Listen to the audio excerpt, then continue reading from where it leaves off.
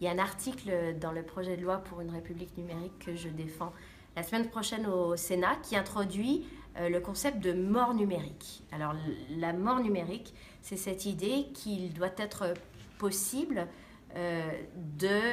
d'émettre ses souhaits quant à l'utilisation qui sera faite de ces données personnelles une fois le décès physique constaté. Et pour ça, il faut donner son consentement à ce que des tiers, notamment des héritiers, des ayants droit par exemple, puissent accéder à certains types de données. Donc le texte de loi prévoit tout un dispositif. D'abord oblige les plateformes qui utilisent des données personnelles à proposer une solution en option, où on peut dire voilà ce que je souhaiterais faire de mes données personnelles si je décède, et puis qui confie aussi à des tiers indépendants, neutres, dans un certain cadre juridique, la fonction de gérer ces données, en particulier avec les héritiers.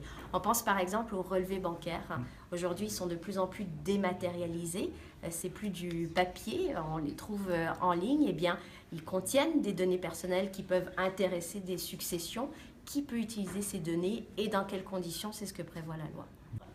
L'expression du consentement est très importante. Donc, soit elle est exprimée directement sur la plateforme, par exemple un réseau social, sur ma page Facebook. Est-ce que j'accepterais que des tiers, si je décède, continuent à poster des commentaires? Donc, si la réponse est non, il est désormais possible de demander que son souhait soit intégré et que donc la page soit fermée au moment du décès, ou en passant par exemple par un notaire ou par un tiers de confiance qui, dans un environnement juridique sécurisé, a recueilli le consentement express et détaillé de la personne concernée et sait à qui et avec qui les données en question pourraient être partagées en cas de décès.